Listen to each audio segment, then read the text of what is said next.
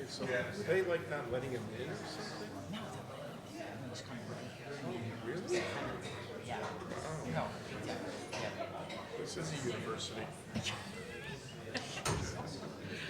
Nobody I'm shows just giving up. myself a moment to be able to, if I Nobody sit shows down up. and somebody Yeah. goes Give out, him a it's proof. fine. It's fine. It's so weird though that nobody was here.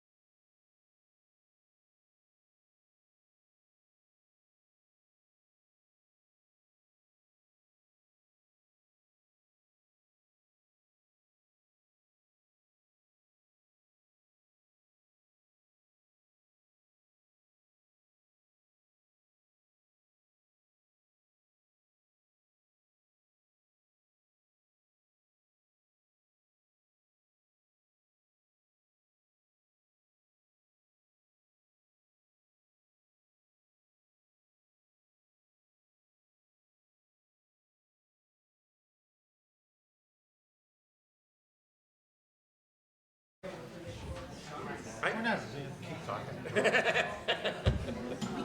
But we're gonna do more. Let's get Lisa and Linda.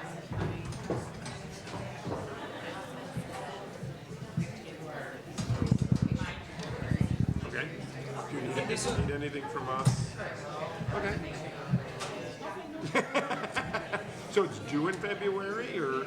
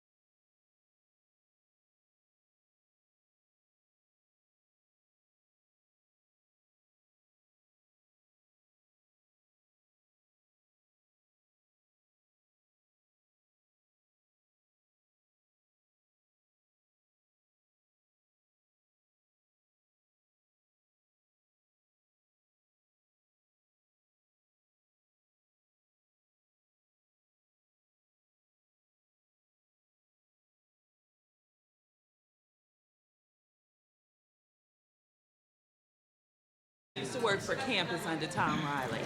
Okay, so I work close with your group too. Yeah, John, everybody used to work for somebody else. Yes, That's right. That's kind of the way yes, it that's my only one. Have you heard the name Stan Delaney? works. Once or twice, yeah. Because that was an interesting year. I love Stan. as a- Everybody worked for Stan. Everybody represented one job or another on campus because he had been here for like 40, 50 years. And the other thing about Stan that I loved was he thought that he was a doctor. I mean, not really, but he loved medical articles and reading them and really being about it. Right. But he was a great kid. You know, I told him once that if I was ever on Who Wants to Be a Millionaire, he was going to be my lifeline. I think we're gonna get started. Go ahead. Yeah. Good morning, everybody. Everyone can hear me okay? Excellent. Okay, well, as part of the Office for Access and Equity's Professional Development Series, I welcome you all here today and thank you for taking the time to come and listen to our panel and discuss feeling unsafe on campus. What are your resources? I appreciate that you took time out of the day today, and I also welcome our YouTube guests that are streaming live with us today. Just by way of our discussion today, the following materials and discussion that we are talking about will be about workplace violence. If some of this information that we're discussing uses explicit language, may reference weapons, violence, death, mental health, and if these are upsetting, I just want to be sure to inform you that we do have Jerry Biamonte here today. She's our coordinator of employee assistance programs, and we have Natalie Bennett from the Women's Leadership and Resource Center. And we also will be streaming live, so our video recording will be available if you need to leave. So we see newspaper headlines, and we see stories like this. We see violence around us almost daily, and UIC isn't immune to these headlines, as we know from our recent tragedy on our campus. Today's presentation will be focusing on UIC's comprehensive framework of violence prevention and discuss facilitation of timely, effective, efficient, and coordinated university response when identifying and preventing threats of violence on campus. Our learning objectives today for all of you are to understand that we have a UIC violence prevention plan. We have, and really the focus today is about behavioral threat assessment teams and how those function. And we have our panelists, and we have an interactive exercise at the end on scenarios to make these situations kind of feel real and how our services can afford you opportunities for consultation. But before we do that, the Chancellor has designated authority over the violence prevention plan to the Office of the Vice Chancellor for Administrative Services, John Coronado, who I know is here today. Right? And including the Office of Preparedness and Response, David Ibrahim, who I know I saw today too, okay, and the UIC Police Department, who you'll hear from very shortly. The Emergency Operations Policy Group, called the Campus Violence Prevention Committee, is co-chaired by Vice Chancellor Coronado and Provost Susan Poser. And they provide strategic direction during a major emergency that affects the university. What we're going to do today, again, as I said, is focus on what you see here is a flow chart of our crisis management and emergency. This is all part of the violence prevention plan. But our focus is really going to be about this violence prevention plan and the behavioral threat assessment teams. So there are two behavioral threat assessment teams. One is for employees. That's co-chaired by myself and Dr. Michael Ginsberg, the Associate Vice Chancellor for Human Resources.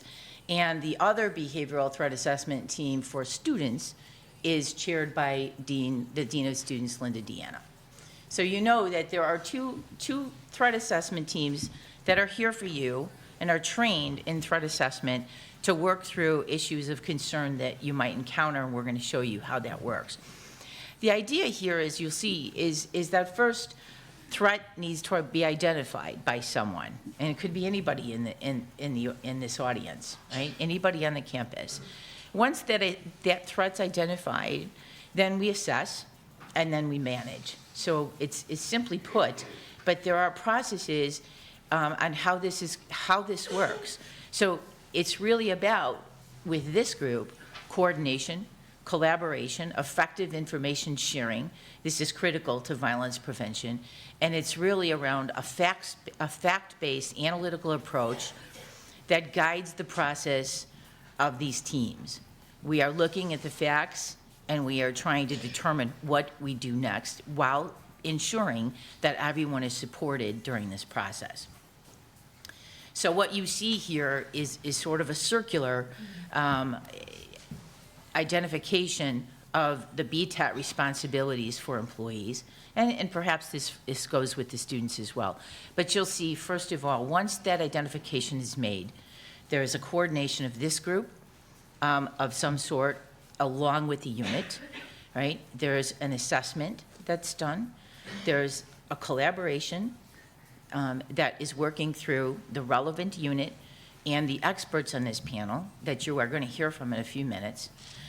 We're going to provide the necessary support that you need, and that can come from all services, whether it's Jerry or Natalie in confidential advising and such, but we want to be sure that our processes are working effectively for you.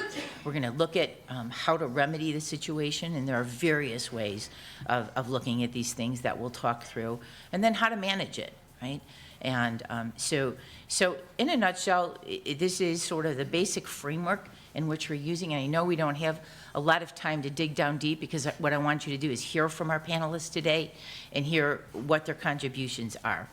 So I'm going to introduce Chief Kevin Booker, who will be our first presenter.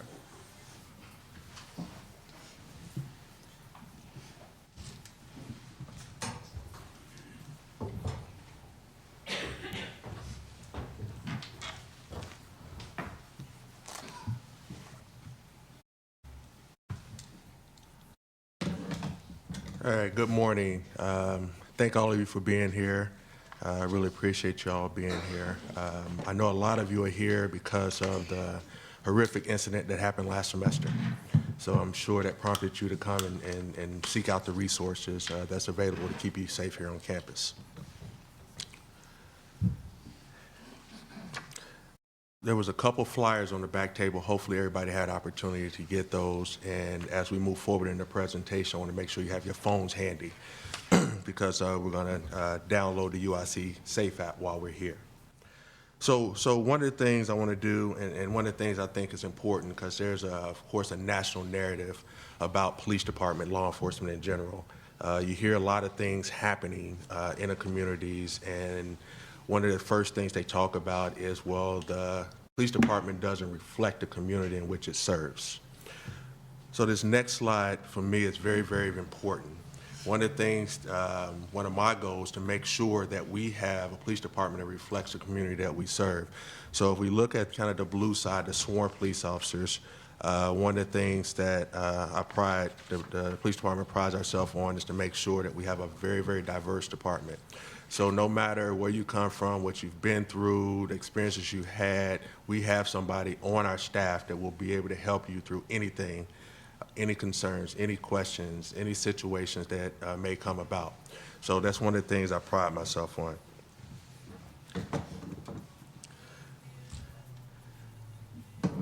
Unforeseen events. If you look at the picture on the left-hand side, would be your right-hand side, that's a picture of the Las Vegas shooting. Unfortunate event. Hundreds of police officers and security personnel there. Who would have thought that something like that would have happened at that concert? That's happened many times.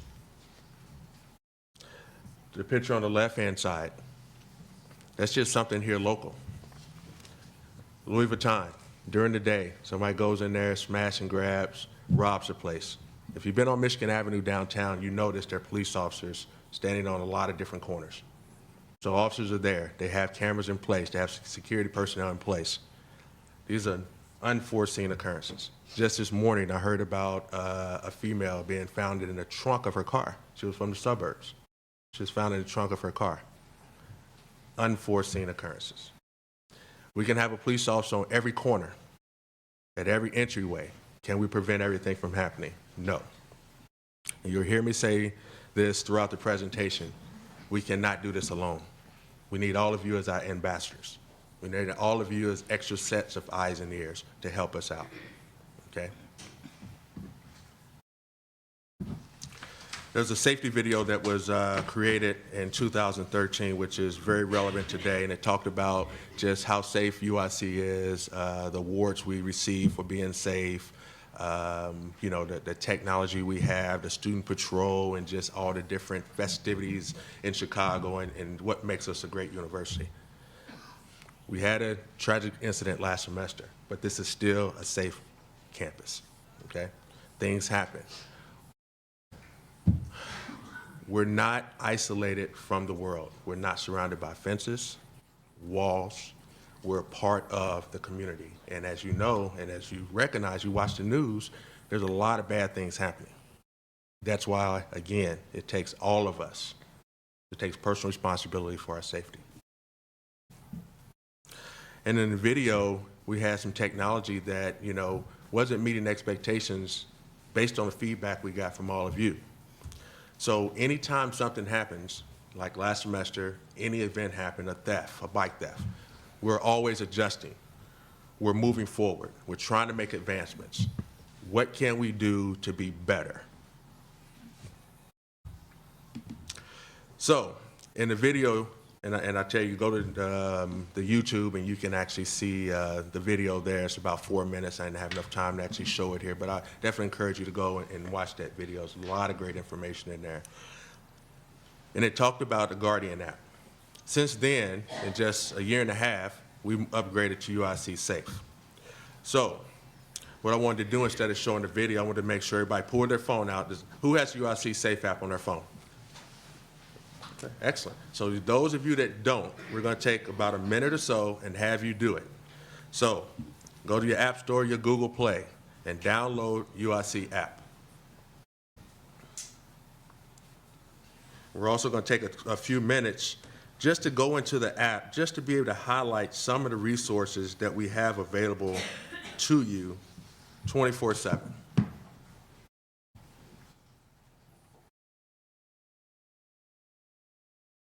So those of you that have UIC Safe app, go ahead and take out your phones, go ahead and open it up to the home screen. And if you're in any of the presentations done by the police department, office preparedness, transportation, or anything, we're going to ask that they do the same thing. Anybody in the room, we're going to make sure that they have this downloaded, okay? We're not going to go into great detail into the app, but I still want you to be able to see the resources that we have as a university to be able to keep you safe.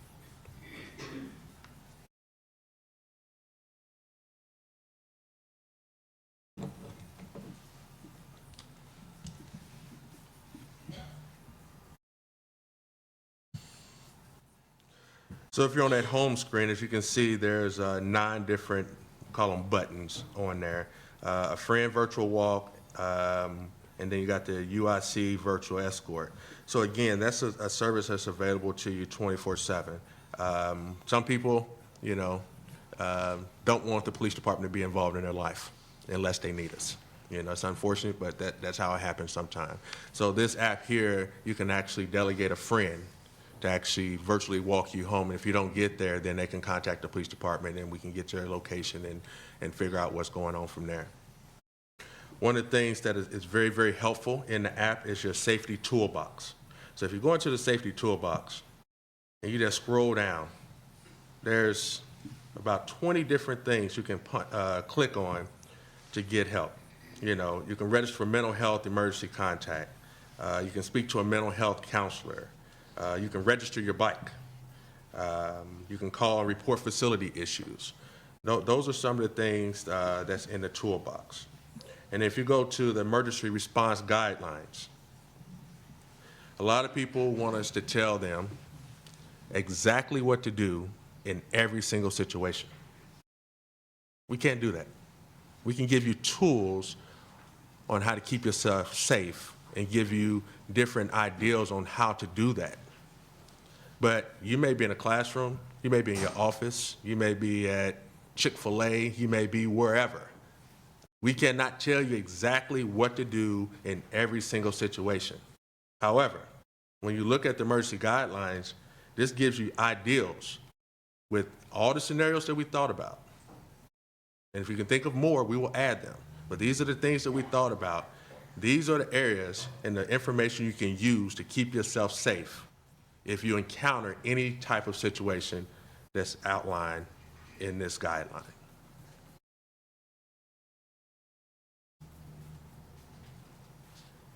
And again, you can also report a tip. That's the one in the center. So if you're out and you see something, say something.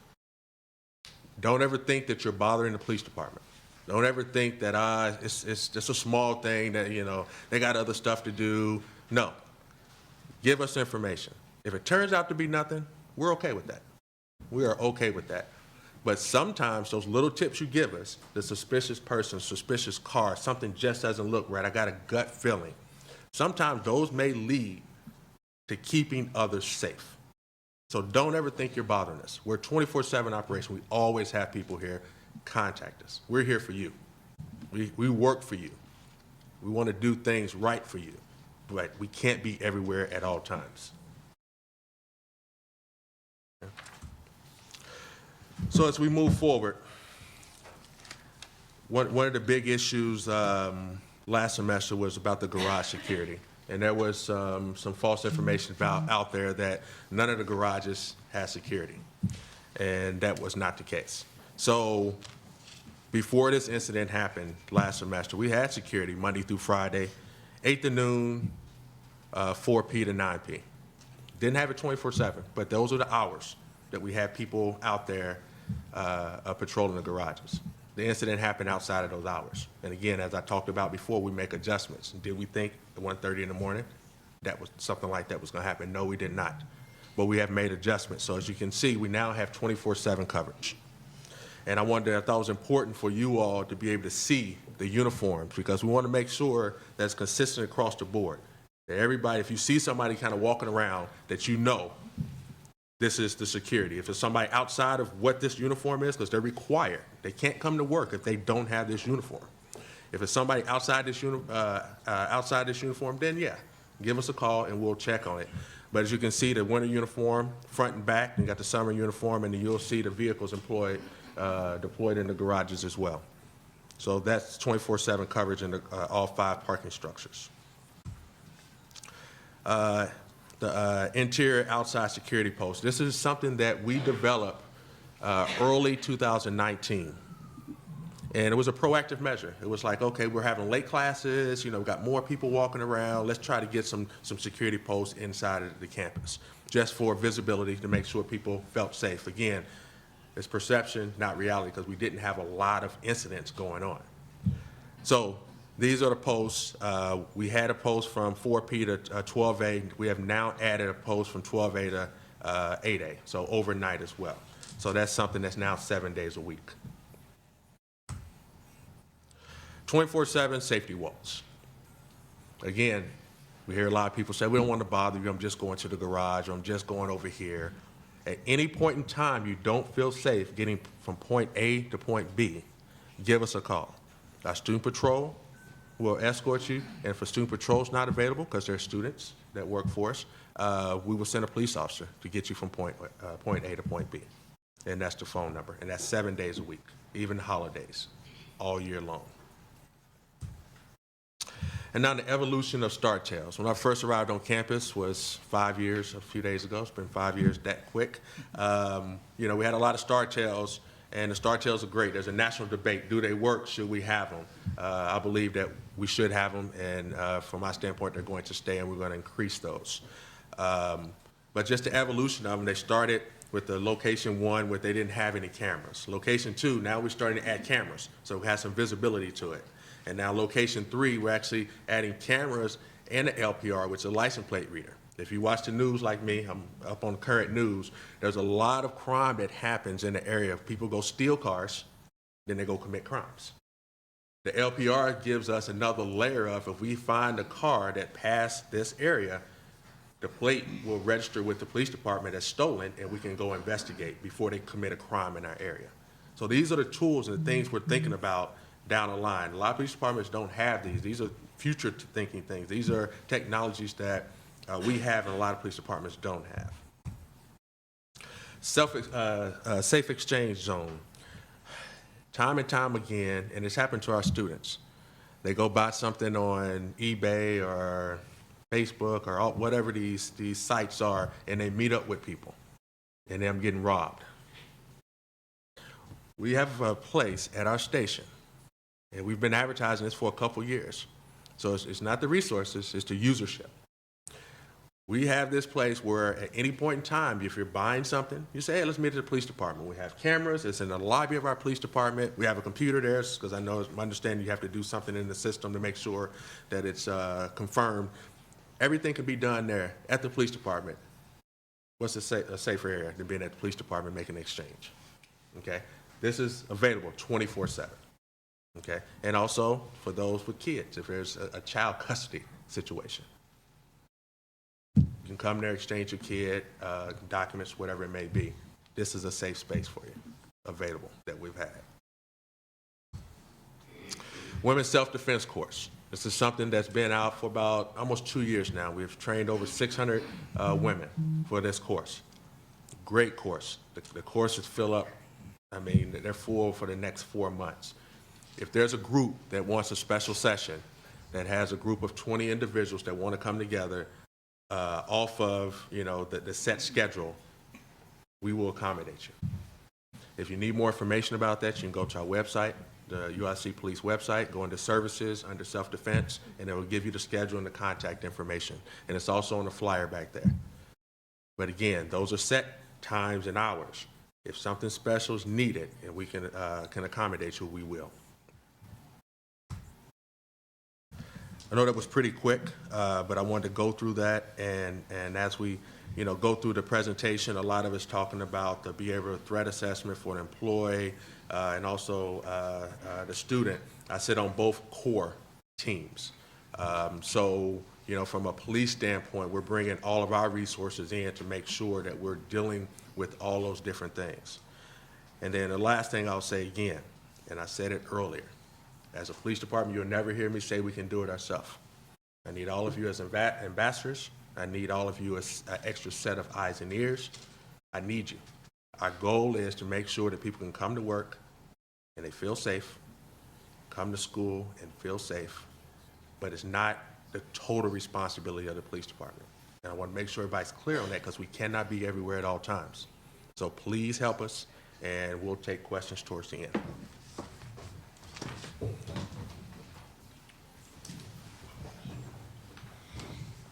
Thanks, Chief. So we gave the chief leniency on time. Now we're going to get strict with the rest of us on time here, so including myself. So so I'm Karen Bills, the Associate Chancellor for the Office for Access and Equity, and by way of just a couple of minute overview, we oversee the non-discrimination statement for the campus and any concerns of unlawful discrimination, harassment, retaliation. We provide reasonable accommodations to employees and students with disabilities. We advise and provide alternatives to grievance procedures. And most importantly, and part of all of what we do on a daily basis is fulfill our Title IX response requirement of sexual misconduct, sexual harassment concerns. Michael Diaz is our current Title IX coordinator, who's sitting in the back here, and Danielle Miller over here as the assistant director, very both keyed into these types of investigations in my office. And of course, these are obligations and compliance obligations under federal and state law. But most importantly, the message that I want you all to take home today from my office is to know that we are about prevention in my office, and we spend more time preventing than we do investigating. We are a compliance office, yes, but we are a prevention office, and that's what that's what we want you to know, that we're here for consultation at any point. As the sexual misconduct policy requires, it's a requirement that employers respond to sexual misconduct. It's just like the chief was saying, we count on all of you to report, okay? And we are all mandatory reporters with the exception of a few. We all have a duty to stop sexual misconduct before it occurs and take prompt and remedial action upon learning of allegations and reporting through our Title IX listserv, calling our office, and so responsible employees, and that we are required to do mandatory training, as you know, and you have completed, and as well as our student body. So when I talk about prevention and I talk about dispute resolution services, okay, because this is a service that's offered to our campus for confidential consultations, facilitations, and a proper mediation service where we have agreements to mediate, memorandums of understandings. We have trained mediators that all are part of a pool that work with me to do these mediations across campus. And I will tell you, we do them very, very frequently. Because our goal here is to say, you know, if we know and we've assessed that there is no unlawful discrimination or harassment, but we still know there's a conflict, and that conflict might be coming from some communication barrier or some breakdown, that we, before that escalates into something formal, mediation is here as an informal mechanism to work through the problems. And the faculty grievance procedures do require a consultation with DRS. So that's my 2 minutes, really quick. And Michael Ginsberg will come up and talk about human resources.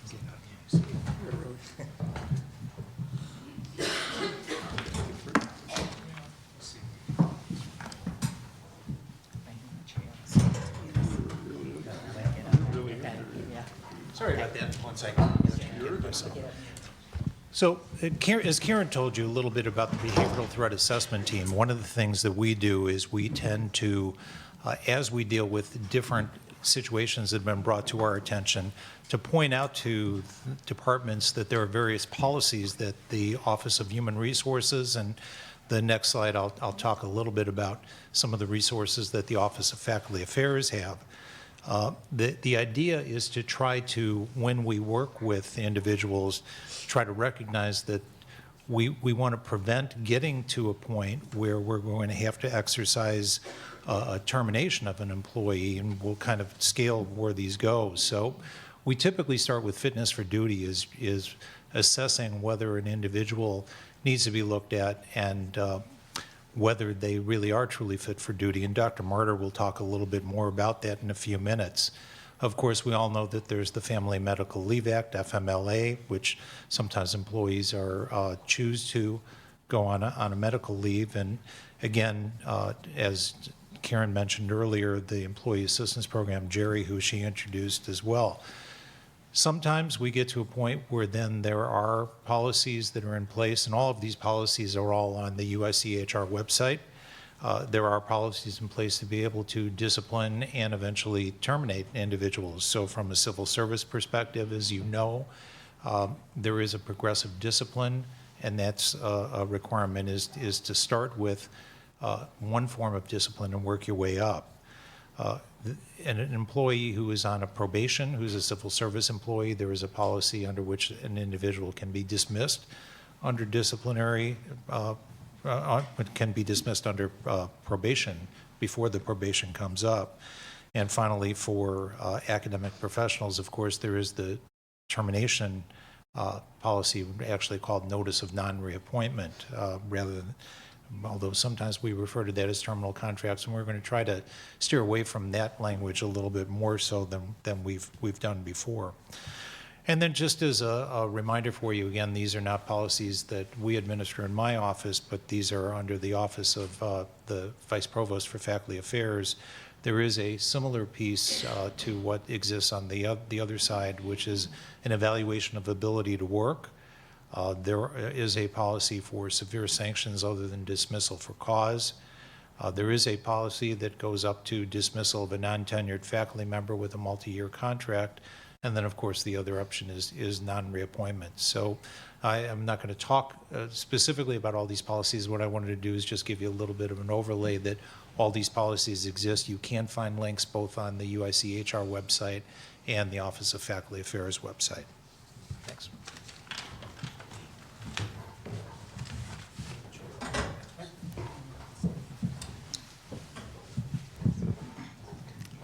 How you doing? I'm David Martyr. I'm the director of the University Health Service. I'm a physician trained in internal medicine and occupational medicine. Occupational medicine is an area of preventive medicine. It has its own board, and we're basically the employee health clinic for the university.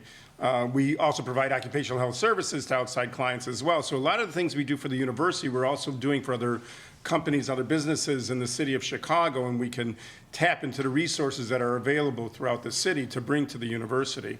We do pre-employment assessments, we treat work injuries. So again, if something happens to you at work and you're feeling that you were injured or ill as a consequence of work, we encourage you to come to us and we can help you with getting a work comp claim going and get treated rapidly and hopefully recover and come back to work on a very prompt basis and with little impact from it. So please reach out to us. We're across from Student Center West on the west side of campus.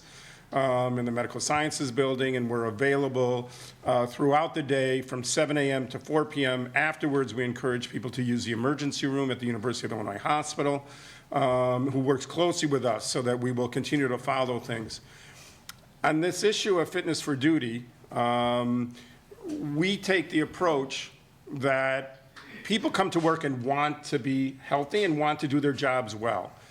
But it does happen that people's medical illnesses or psychological behavioral issues or substance-related issues impacts their lives in a way that makes it such that they're not functioning as well at work as they would like to be or as their supervisor or other co-employees would like for that to be. And we want that to have a process where people can come to us and be evaluated and again, promptly go into treatment so that they can come back to work as quick as possible. Generally, for fitness for duty, this is mandated, but there are ways to handle this before that. So again, I want to make sure that people understand, and it's been mentioned a few times, really the goal of all of this is to prevent things from happening. That issues can come up, but we can prevent them from becoming bigger problems. And violence occurring or other injuries occurring at work. Employee assistance has been mentioned several times, and Jerry Biamonte is here, and I encourage people to call her. It is absolutely confidential and anonymous. Nobody knows. When you go to her, the only one who knows is her.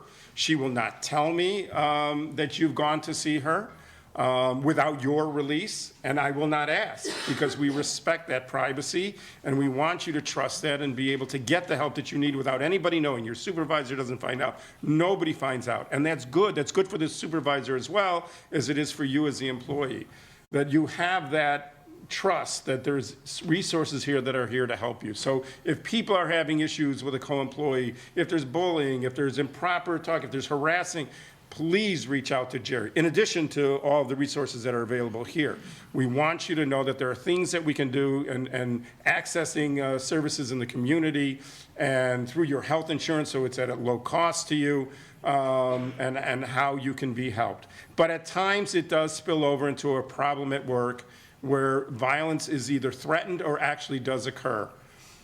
OSHA sort of, categorizes violence in 4 different ways. Violence that occurs from people who don't know us at all and come on campus and cause harm, and we've already made reference to that last year. Violence that occurs with our clients, especially in the hospital, with patients against employees. But throughout the university, it can happen with our clients that come onto campus. It can be employee to employee, and that's generally what we're talking about today, is employee with employee. And there's also the 4th type, which is where we know somebody who comes on campus, and generally that's domestic violence. And that is a huge cause of workplace violence throughout the entire country, is domestic violence. And it cannot be something we ignore. We have to be aware of it, and it's something that's often difficult to detect. But it's one of those things where we are all responsible for one another. You see, there's signs that you can see in your co-employees if things are happening with them, and there's resources that are available on campus. the Campus Advocacy Network, and other resources. Jerry Biamonte also can access other resources. There are ways that we can help people to get the resources that they need available. So, but if it gets to the point where it's fitness for duty and people are brought to us, we take the approach, an objective approach, that what we're being told isn't necessarily the truth, but it's certainly information that's important to start to evaluate what actually happened. There can be a perpetrator and a victim, but the perpetrator can also be a victim. And there could be a deeper story to it, and there can be a much larger understanding, and we try to get to the bottom of that and try and figure out how can we help. We've often had people tell me, we shouldn't be here for the fitness for duty, the other person should be here. And the reality is they don't know, maybe that other person is also coming over, but it's kept confidential so that so privacy is maintained as much as possible. But our role is to help, to intervene, to try to bring an assessment to it and get people to treatment without focusing on the disciplinarian, focusing on the negative aspects of it. That comes with other parts of this, but ours is to try to help people to get well and come back to work as soon as possible. And our last role, I just want to say, is our involvement in the threat assessment team, and how the threat assessment team can also utilize our resources and bring to it, a comprehensive approach that involves multiple people that know how to access the different resources. If you come to me, but it's not me that's going to help you, I know how to get a hold of these people and get you to one of them. And the same thing occurs with them. We know how to work well together and to bring these problems to solution as soon as possible. Thank you.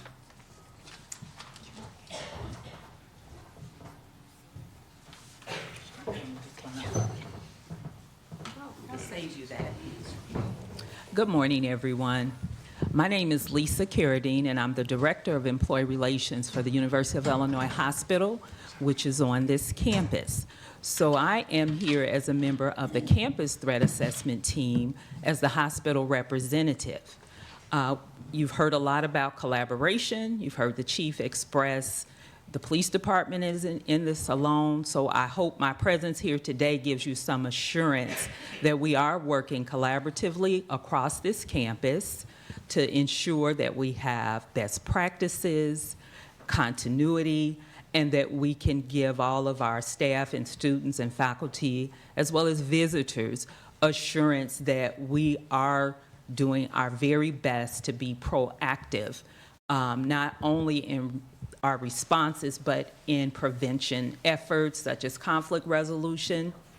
The hospital has an opportunity to work regularly and routinely with each of the panel members, as well as with Natalie, Jerry Biamonte, and then I also see some of my hospital leaders here from our health and safety unit, and even from our chief suite, Maggie. I see Maggie.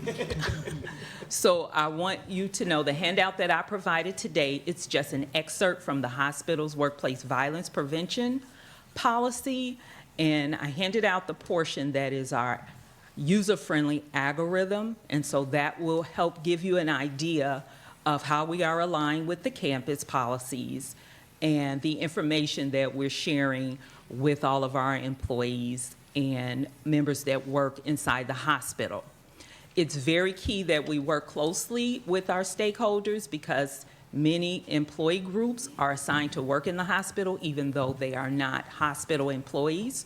So we want to be sure that our rules are consistent, that our resources are known, that they're resources for the hospital employees as well as campus employees, and that we are consistent in providing support. So with that, I'm going to take my seat because you've kind of heard from all of my partners before. The hospital has policies as well, but I think what was most important for me to share with you, for you to know that the hospital has the same level of threat assessment teams internally, that we're providing the same support and resources for our staffs and those assigned in the hospital. Thank you. Thanks, Lisa. Thank you. Okay.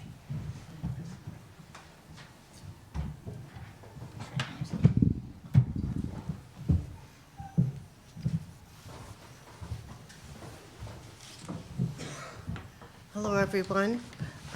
Natalie and I are going to be sharing this brief period of time, so I'm keeping my remarks brief. The Office of the Dean of Students, as you may be aware, provides services to all students, undergrad, grad, and professional. For purposes of this presentation, I'm going to focus on first, students who need assistance.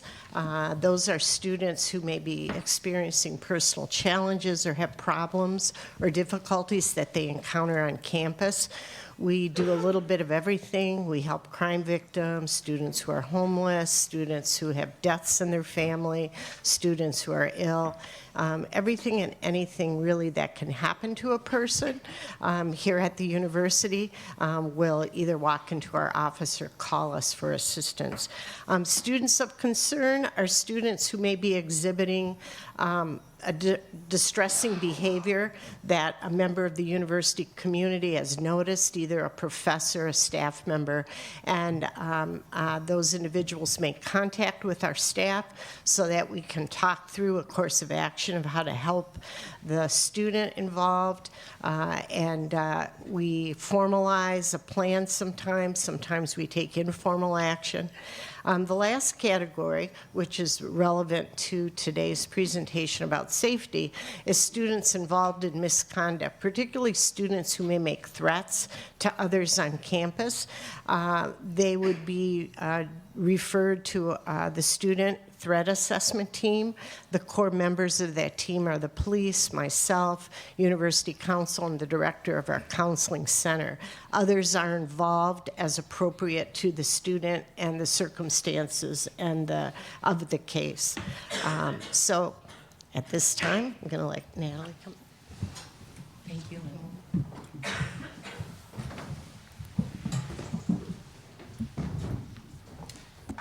Hi, good morning, everyone. My name is Natalie Bennett. I'm the director for UIC's Women's Leadership and Resource Center, which houses the Campus Advocacy Network program. And CAN, as you know it, there's a brochure circulating, I hope some of you have at least gotten that, was created in 1991 to actually address this very question around campus safety. The program was created to address violence experienced by students and staff on the basis of their race and gender identities. And so we've been here a long time.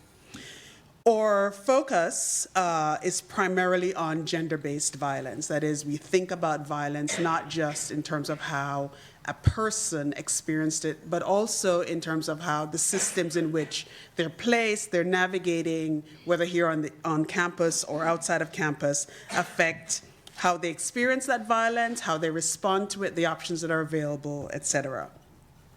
CAN services are free. They're confidential. We have a confidential advocate whose full-time responsibility is to advocate for survivors who come to the office, who, whether you have questions, whether you actually need direct support. It's open to faculty, staff, and students, so there are no boundaries in terms of status in the university. It's open to everyone, regardless of gender identity. In terms of CAN, so let me say something about how we are a resource for the university. First and foremost, we act as a resource for people who've experienced violence, and that doesn't need to be violence that happens here on campus. The majority of our clients, the majority of the people who come to CAN have experienced violence off campus, and it's now reverberating in their work lives, in their student lives, in their study lives while they're here at UIC.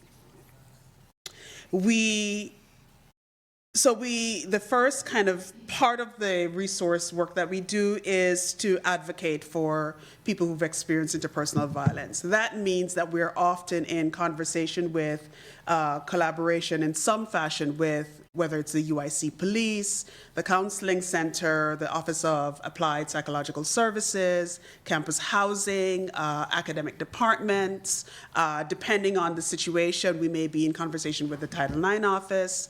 We're always looking for ways to kind of address the needs of the survivors, to kind of help them to heal, because that is really like our core commitment, and to regain kind of a sense of control over their lives and to find some kind of justice. We also work directly with survivors vis-a-vis the civil processes in the city, so that might mean court accompaniments, helping to source legal assistance. We work very closely with Student Legal Services here at UIC, but we also have developed a very close working relationship with the John Marshall Law School Domestic Violence Clinic, which, for those of you who don't know, it's here. The only thing is they don't work with clients who have a case against the university, so that kind of excludes some folks. We provide support services for survivors, which means ongoing access, so people can make appointments with us regardless of whether it's a crisis situation or they're still trying to figure out how to navigate their education, their work situations, trying to figure out whether they should change their parking location. These are all the kinds of things that we work on. We also do a lot of education work, and that education work takes a few forms. It might include talking directly with students, because that's our largest constituency really, about consent and power, thinking about how to navigate healthy sexual and intimate partner relationships, talking about bystander intervention, educating around sexual harassment, and this is particularly important for graduate students. We also do a lot of work around explaining the myriad ways in which trauma affects survivors' abilities to do the things that are expected of them, and coordinate very closely with whether it might be department chairs, it may be faculty members, it may be other staff members on campus, to figure out and come up with some best practices about supporting survivors. Because again, that's our core concern and commitment, is to making sure that survivors are not re-traumatized unnecessarily, and that they're able to do what they came to UIC to do, at the same time that we push for better policies, safer policies, more robust notions of violence that are not just about the grand things that happen at UIC, but thinking about the connections between one's life at UIC and outside of UIC. So I'll stop there. Thank you, Neil. Okay, so I know we have spent a lot of time talking at you and giving you lots of resources and such, so I just want to take a moment to reflect and give you an opportunity for questions here, and we'd be happy to take your questions if you have any. Yes, sir. Yes, I had a question for the commander of police about the safety walks. Okay. The telephone number for the safety walks, is that also on the UIC Safe website? Yes, everything is there. Everything's on the website, and also the flyer in the back, all the numbers you need are on there as well. Okay, thank you very much. Okay, good. Well, I think what will help us think about these things now is to walk through a couple of scenarios, all right, and talk about, these are scenarios based on situations we've encountered on campus, obviously with some of the facts changed and such. So let's walk through it and see how we can engage around some questions. Let me read this. Manager tells you that one of her employees, Perry, has been making odd comments like, "If I ever lost my job, I would go down in a blaze of glory." The manager also tells you that Perry has been missing work lately and is currently going through a divorce. So this scenario wouldn't be too uncommon for any one of us on this panel that deals with employee issues to encounter. And one of the first things that we're looking at in a case like this is to obviously ensure that there's no immediate threat in the workplace. And that, the first thing that we are looking to say here is that if someone is feeling threatened, and by nature of this statement, contact the police. Okay? So this group here isn't a group to take on the role of the police, but we're here obviously to work together with the police. So that's the first and foremost thing that we're gonna ask about, right? But I'm gonna open it up to the panel here and see if anyone wants to comment about their role in a situation like this. So let me kind of jump in. From my perspective, from human resources, one of there would be several things that we'd want to look at. We'd want to ask the manager what has been the history here in terms of the employee. There's some issues here about the employee's been missing work lately. So has the department been doing anything about that? Is the person on a leave? If they're not on a leave, is that something that should have been considered? We'd also ask if the employee has had a performance appraisal, and some of these issues have emerged before, and on some kind of a performance plan. And then, of course, the next thing we do, and probably turn it over to Dr. Martyr, would be, in this case, we'd certainly want to know, is this something that you've referred the employee for fitness for duty? Is the employee able to perform their job?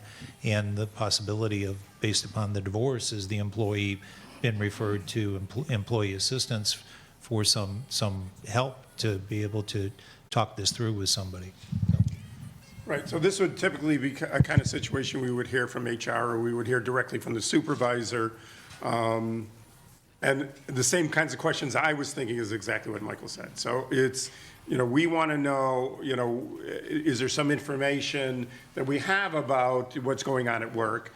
We have information of what's been offered for them before.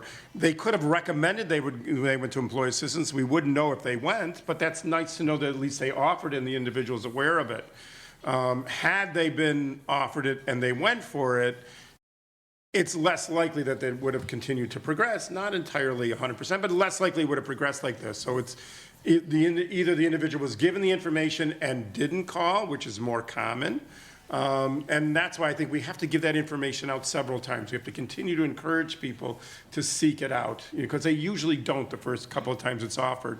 But if they do come to us, now we want to try and figure out what has gotten them to the point where they would make that kind of statement. Because people make lots of statements, all the time, but they don't commonly do it at work.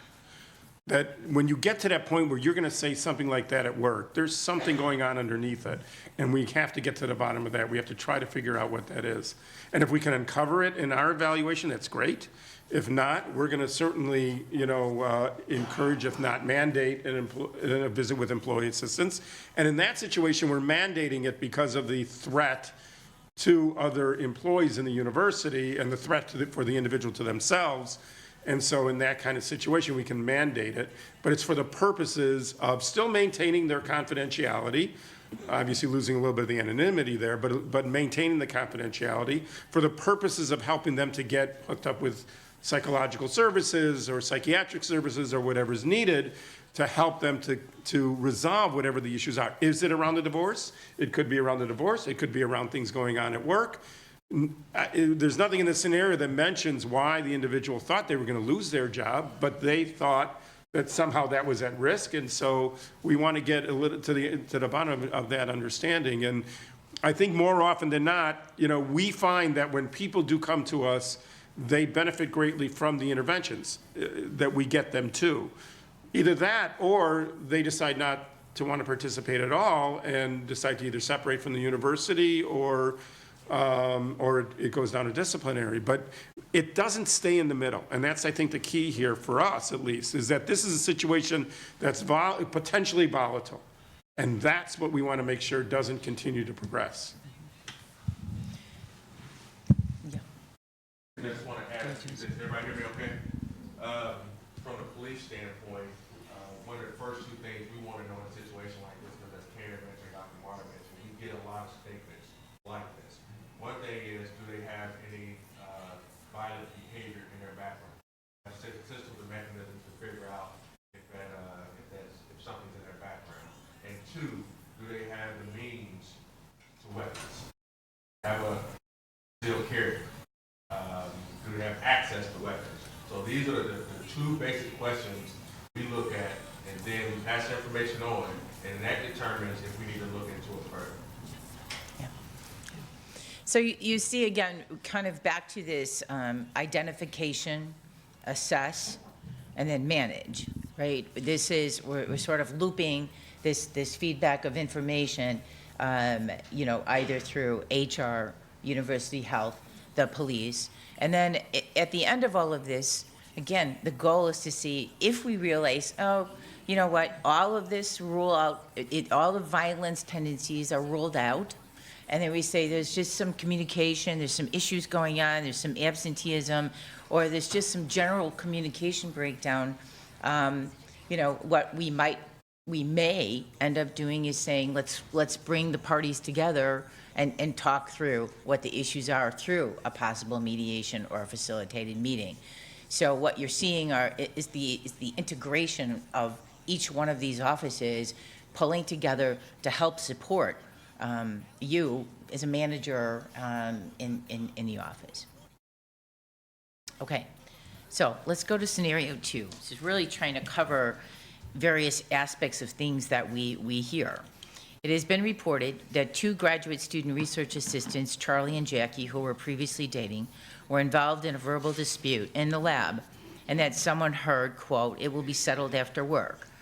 Charlie has also shown aggressive and belligerent behavior recently, accusing Alice of attempting to sabotage Charlie's research in the lab. So does anybody want to weigh in on something like this? We're happy to take your feedback or your questions. Yes. Yes. Okay.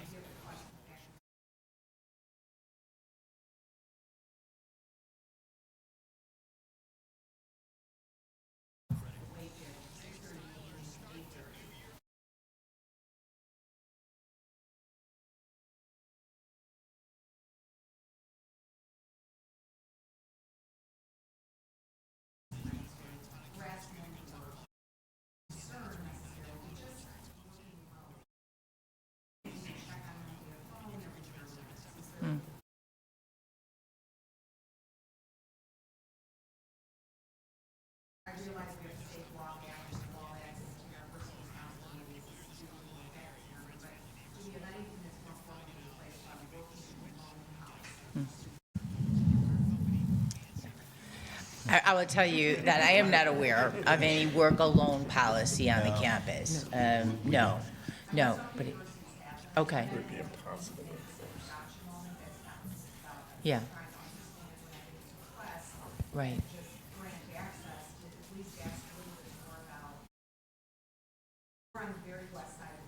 Right. Mm-hmm.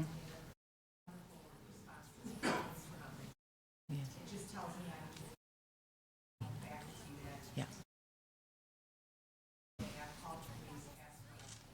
Absolutely. Or somehow manage internally, a check-in point with somebody within the college too that might be there late. I know there's probably many faculty working late and so that might be able to be managed within the dean's office. Yes. Can you recap the question? Yeah. Yes, someone had asked if there was a work alone policy at the university. I just want to weigh in as it relates to students. A college on the west side last semester had a situation with a student and a safety concern. And the college worked something out within the college in terms of scheduling and what they were going to do to make sure she wasn't by herself. They worked out an elaborate plan that was, agreed upon by the various individuals involved. And sometimes students will come in and ask for a safety plan to be developed for them.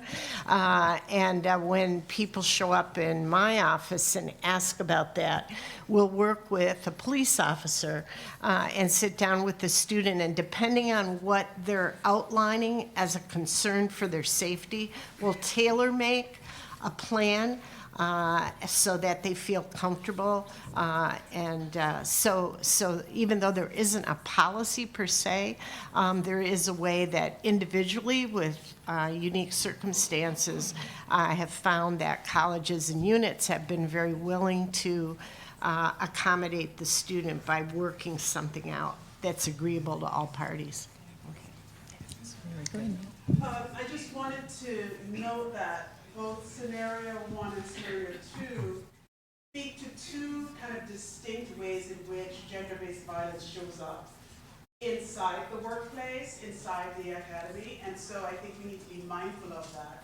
So I think for the first scenario, what's equally important in terms of doing a broad threat assessment is making sure that the employee kind of has a sense about what resources are available to her to kind of navigate that situation. Absenteeism from work is actually one of those classic symptoms, is that the word I want to use? I'm not sure. Of when people are experiencing domestic violence and difficulties in their personal relationships. And that's one of the ways it shows up. So managers need to know that in order to be able to have a conversation that says, here are some confidential spaces you can go to figure out what it is that's happening, figure out what you can do, and then we can also think about how we can support you in the context of the workplace. With regard to the graduate students, it's actually a very similar thing. Graduate students are both students, they're also employees, they work very closely together. The kind of nature of graduate school just puts you into this very kind of very strong relationships, and so making sure that they know what their resources are, what their options are, and figuring out how to navigate the dating question and the kind of working together question. Yeah. I think that's really important. Yeah. So not just what the Yeah. policy says, but making sure that the people are actually using it. Yep, and Natalie, thank you, because you were segueing me right into those issues around dating violence in this particular situation, the support of reporting it to Title IX and getting resources, and ensuring what we do is send out a We Care letter that outlines a whole page of resources to these individuals to help them navigate that situation in the workplace, or even try to find a way to improve this relationship. And we know that we have to look at these things from a perspective of these two students being employees. So lots of rules apply in this situation, but we also, again, want to remain supportive of their setting and of their personal situation. So Title IX is here also to report to and seek out resources. There may be even a possible hostile environment assessment that needs to be done here. And so depending on all the factors that are playing a role in here, when we see words like, aggressive, belligerent behavior, these types of things, right, we again want to assure that we're looking at this situation from a hostile environment assessment is applied here, okay? And threats of safety, and to be sure that proper resources are being given, and that an individual may need to be evaluated in order to continue in the lab as well. So another possibility that comes in here is the potential for an accommodation if in fact there's a need for something like that in this process. And that's where, again, Dr. Marder's office and I work extremely closely together to manage those situations along with the unit, and Michael and Lisa and the dean of students, so and the chief. So what you have here are your core resources in many ways to work through these things and try to find the best solutions. Any other input about this scenario? Yes. If you are the head of that lab, what is your responsibility? Because it seems to me that part of what might also be thought about in this context Yes. is the climate of the lab itself. Absolutely. Yes, it's a very good question, Jenny. And I think, you know, as we see situations like this arise, you know, it's always about climate and what is happening and how might this be impacting others in the lab and productivity overall. So sometimes it turns into a possible review of the unit, connection in with the department head, talking through the lab manager, bringing in, obviously, department heads, deans, if we have to, elevate it. We'll elevate it all the way up the protocol chain.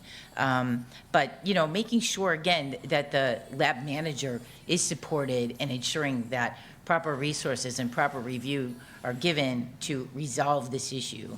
And that both the students, as graduate students and employees, are supported in both places. So, do you feel like that answered that, or, I mean, No, I'd like Well, to so, hear- go ahead. And I was going to say, I think where you're going with that is really the issue of the manager and whether the manager has the capabilities and whether the manager is not only has the capabilities, but the manager has been doing their job. And that's where I think, kind of coupling with what Karen said about elevating it, us doing a determination of the manager, working with the department, working with the dean, working with the college, whatever, to try to figure out, is this manager somebody who is able to do their job? And is that really the issue, is something that needs to be done about the manager? And so that certainly is going to be part of the assessment that we're going to do in this case. And then I would also add that in some instances, we actually bring Karen's office in to do assessments to ensure that we have an engaging work environment. So sometimes the scenario or the incident actually will just give us that opportunity, as Dr. Ginsburg is stating. We learn more information, and now we may have a cultural issue with the climate in the unit that we need to address at a bigger scale. And it may be well beyond just the manager's abilities. It may be that we just need to have more resources directed there to get the unit to a healthy, functioning unit. Thank you. I'm glad that, you know, when I first read this scenario, my initial thought was that this hasn't risen to the level yet of that it needed a fitness for duty, but it certainly needed the kinds of answers you got here, that it needed some assistance investigated. Maybe the manager's done a real lot and is not failing, but just it's beyond that person's capability, and they need the resources to go up. Maybe it was, as Lisa said, that it's, you know, the manager doesn't know how to do it and just needs some training and some intervention to help them to get there. And then that's why the BTAT team, you know, comes together. The threat assessment team comes together to determine how much information do we have, and do we need more information? Do we need more investigation? Do we need to put more resources into it? And to help it never get to a point where it goes beyond what the scenario has said. But again, maybe we find out all that has already been done and it's already gone to a point where it's too far. That's what's common here, I think, to many other situations, is that, you know, we start with this little, you know, scenario, and that's often how it comes to us. And it needs to be investigated, it needs to be looked into, and all the, you know, the energy that's put into it to make sure that it doesn't go beyond that. And if we can uncover that, and most of the times we do, you know, get that information and do multiple interventions in different ways in order to bring it to resolution, but always making sure both employee and supervisor are being supported, so that people don't think that it's something that's either being foisted on them or they're being accused, you know, unfairly. You know, their feelings, we want people to feel supported. You know, and let me just add, you know, I think this couples with something that Karen has repeated over and over again, is that, you know, while we would need to be able to, the first thing would be, let's assess the facts and figure out what's going on all sides. The issue is going to be, when one of these cases comes up, it's going to be exactly what we've just seen, is we're all going to be on the telephone together right away, and we'll be having this collaborative discussion just as we're doing up here. These are the kinds of things we do every time one of these cases emerges, is that whether it comes to Karen or to me or the police, we're all together within, you know, a few hours to get together and begin talking about it and looking at all the various issues and trying to figure out where we go. Thank you. Linda?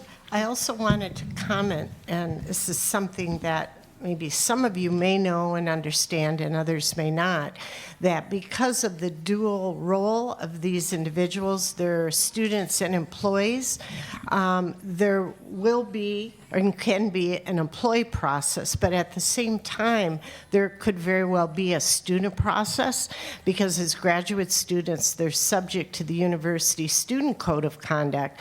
And so Alice could file a complaint against Charlie in the Dean of Students office, but this would be something that we would coordinate.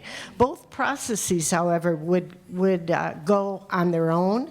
They might be parallel, and sometimes they might be connected, but the fact that there's also students, there are some consequences related to the behavior that I don't think student employees always think about, so I just wanted to make that comment. Thanks, Linda. Yes. I have another question, and I think this is probably for you directly, Dr. Deanna. So you had mentioned earlier that the Students Office provides resources for students experiencing homelessness. What about in situations of emergency housing for students? And also, can you just tell us a little bit about the resources available for homeless students and what potential referral process for staff members? Okay, I'm not going to get into too much of it because that's not our topic today, but we do have some limited ability to provide housing for students in an emergency. We work with, I see Susan Taggart's in the back there, director of campus housing. We work with her, and the arrangement that we have, I think, is generally we'll ask for 3 days for us to situate somebody for 3 days in campus housing while we try to identify some other opportunities for places for students to live. So.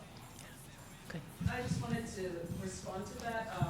Campus Advocacy Network provides emergency housing for staff. The only caveat is that they can't have children, which we know that is immediately a problem. But we provide anywhere from 3 to 7 days of housing, and usually we're working closely with campus housing to find something that's amenable for that. Yes. I have a question for you, actually. What is ideally supposed to happen after an employee files, like say it was a similar type of situation to this, but an employee, like a staff member, as a student, like what would the process ideally, look like in the office if they were to file something with the office of access? Okay. So if somebody's filing a harassment complaint, okay, let's make it that, right? Then one of our investigators or myself, one of us will respond back, invite that person in, talk to them, again, assess the detail of the case, and then determine next steps. So it goes along with exactly, and if it's Title IX related, we will send that We Care letter I was referring to earlier with resources. Those are obligations to our students within 12 hours of the report under state law.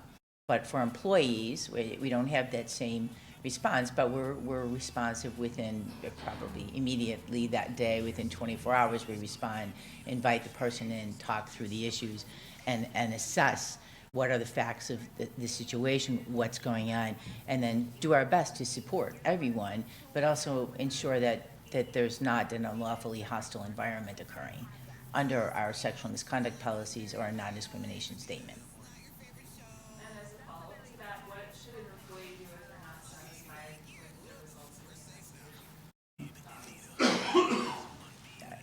this? Again, it depends on, the outcome. I really wouldn't be able to talk about, after we finish an investigation, the investigation is closed. Okay? So there's no office or resource that an employee can go to? Give me a specific. What are you asking me I don't specifically? have a specific. Okay, so it's difficult, yeah, that would be difficult for me to answer, yeah. Then it does.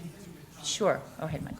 I think it depends where you are. So if you're an academic professional and there's a grievance that has its own process, our office might get involved.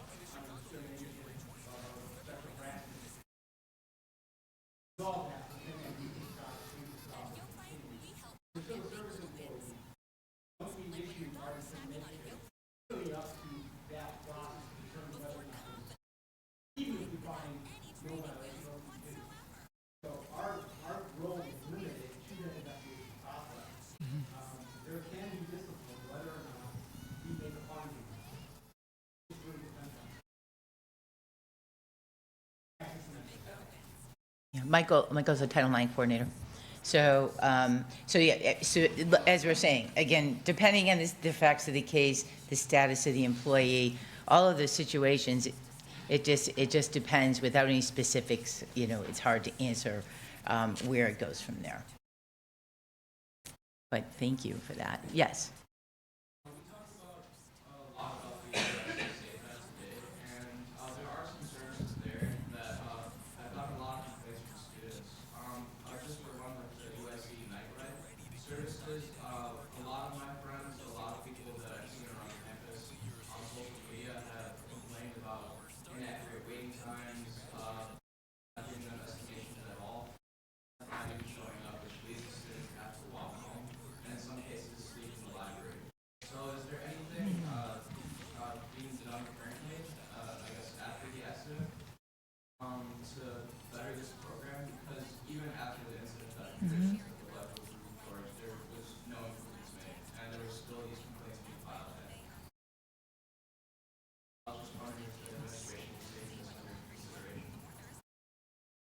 So the UIC Safe app is going to be an upgrade to the app.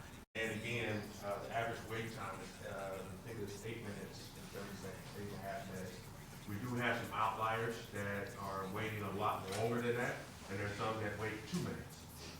So when we put the numbers together, 8.5 minutes is the average wait time. So what we're trying to do now, we're actually trying to get something in place so we can get that real-time feedback to actually see, because social media is very, very powerful. One person puts something on there and it just grows legs. True or not, we don't know.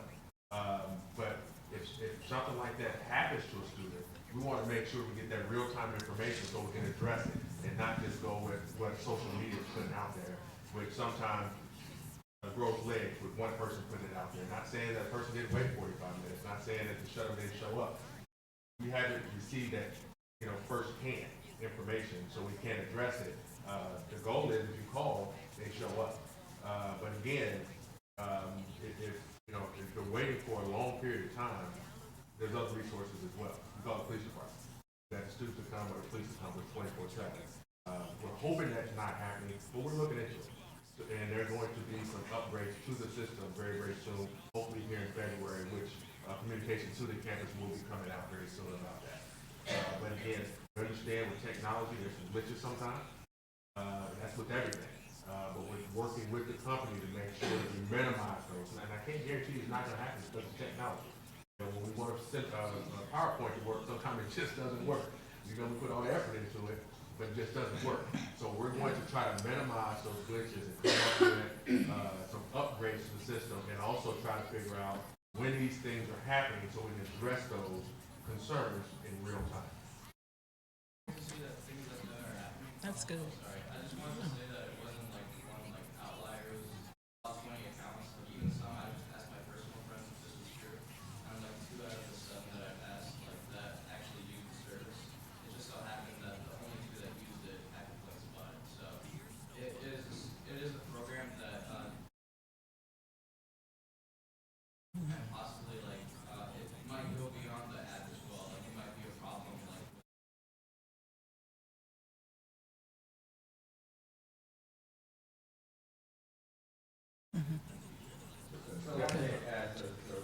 Very good.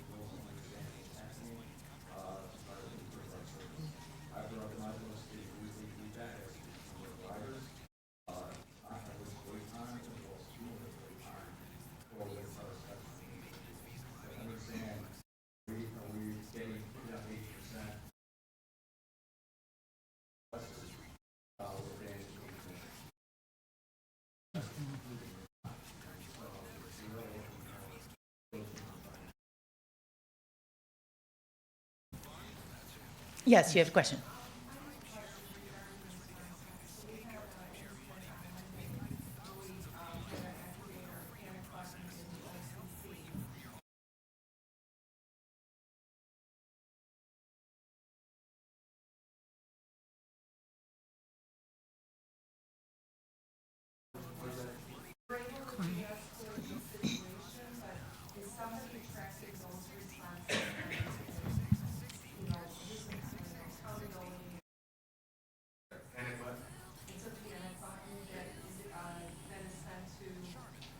Yeah,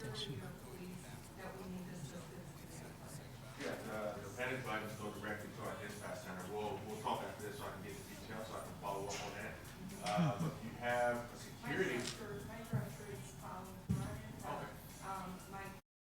Is there someone, this is Schneider's, is someone tracking and watching and accountable as part of post response? Yes. Once it comes in, we logged it in the system, so we can tell exactly when it came in, when the person was dispatched, when they got there, when they couldn't call. So once your director follows up with that, we can definitely look into that. But again, just from my end, it shouldn't take 20 minutes because you have a security guard stationed at those security. I'm not sure why. So again, that's some of the things you have to look at to figure out, what happened during that situation. That's my first time hearing about that. So, yes. Yeah, thank you. Yes.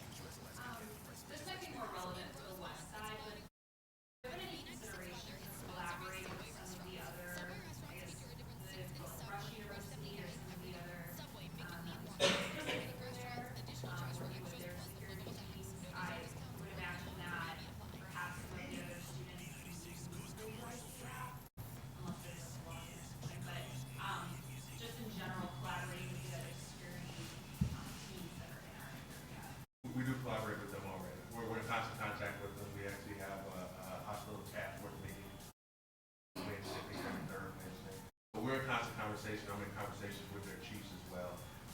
So yeah, there is conversation there. But the UIC app is for those with UIC emails.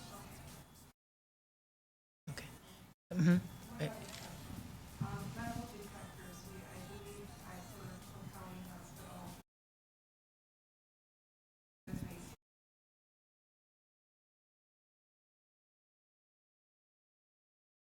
Have we considered that or is the university looking at that, especially with all the gun violence? So you said metal detectors on every building? Is that what you're asking? Are you talking about the hospital and the OCC, or you're? Yeah, whatever area you feel is, and definitely. I don't know if university campuses are implementing it, certainly high schools have it.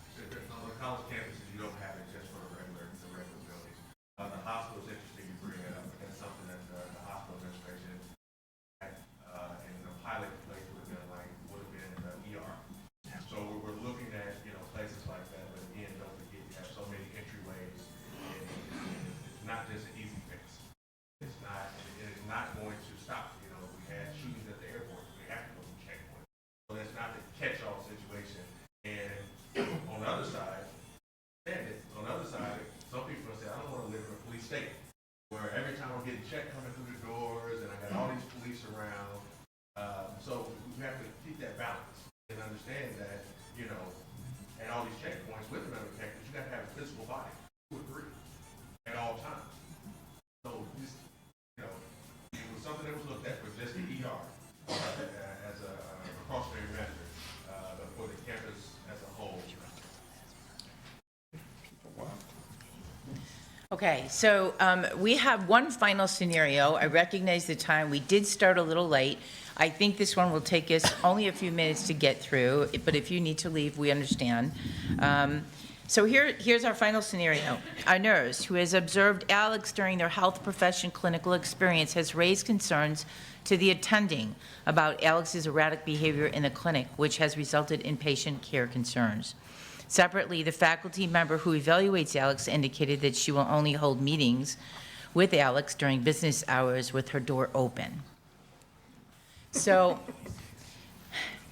not uncommon for us to hear that people do not want to meet with each other without a third person, with the door open, and there for reasons of safety concerns. Again, we should be identifying the problem, assessing the issue, and then trying to manage it. And here we have, again, our group of experts, and I'm sure that Lisa will likely want to comment on this one. Sure. In this instance, I would definitely want to pull together the supervisor if the attending is not actually the supervisor for the employee reference. And we would need to set up a consultation with Dr. Martyr as there are some indications there may be a fitness for duty issue. Based on the erratic behavior and aggression, this is an employee that we would be looking to immediately remove from the workplace. So if the employee is scheduled at work, we would need to take some actions to get the employee to University Health Services right away. Okay, thank you. Dr. Martin? Yeah, when obviously we hear somebody that doesn't want to meet with somebody or has to keep the door open, this is not a new situation. This isn't a one-time situation. There's a lot of data there. There's a lot of information that we need to figure out, as Lisa was mentioning. And by the way, if we're ever concerned about that, you know, the standard is that you have an easy egress from your office if you're meeting with somebody. You don't want the person to be closer to the door than you are, and you want to be at least 3 feet from them. So that's the standard in general, if you're concerned. That's impossible. I hear you. I hear you. Like actually impossible. But at least we have to know what it is if we're going to try and get there. So I'm putting it out there, then now we want to work with our facilities to try to get to that.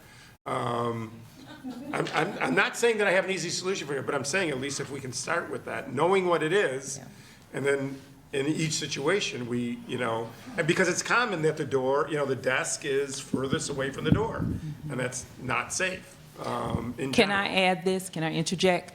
In the hospital HR, we accommodate managers and supervisors, so we will assist with meetings in our office. So I would say in some of these instances, you may need to reach out to your HR partners so that they can assist you in determining the appropriate meeting place. We work with the police if we need to have the meeting at the police department, but we're doing more and more meetings in hospital HR as the host, and then also assisting the person that has concerns. So you don't have to meet alone.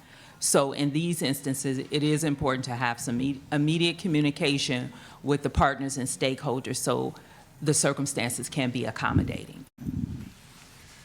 So what I was going to say is that in this situation, it's not clear to me whether this is an employee, a student, or both, as we've already talked about before. There's, you know, a separate process for the individual if they're a student in the clinical experience or a resident or employee that's just working there. But again, this is being pointed out by somebody else, and there's supervisors that are involved in attending physician. There might be another supervisor involved. So there's a lot of people we want to get information from in order to determine what's the best way to help Alex. And helping Alex in a way that doesn't take away excessively from what either their clinical experience is meant to be or whatever it is that they need to do for their requirements. So again, it starts with getting some kind of an assessment of what the threat is, and if it's not immediate, which it may very well not be, then it's getting more, you know, investigation to determine how we can help the situation better so that there can be safe meetings, so that there can be positive clinical experience, so the individual can be successful in their matriculation in whatever way that it's supposed to occur. So it's likely we'd end up meeting with the person, but it, again, depending on how it goes. And again, vague things, because this is how they come in, right? We have to dig down deep and understand who we're dealing with, what we're dealing with, assessing the facts of the situation, pulling in the appropriate resources, determining the threat, and then finding solutions. So these are really great examples of the amount of work that has to go into defining, identifying, assessing, remedying. What does all that look like from, you know, point A to point Z, right? But I can tell you as we wrap the program up, the core team here, myself, Dr. Ginsberg, Chief Booker, Dr. Martyr, we're the core team for the employee threat assessment team. Feel free to give any one of us a call. Point of entry doesn't matter unless it's imminent threat, police first, okay? And we are happy to consult, work through these things. We are here knowing that you have a team of people to help support you. So thank you all for coming, and we appreciate your time. Thank you.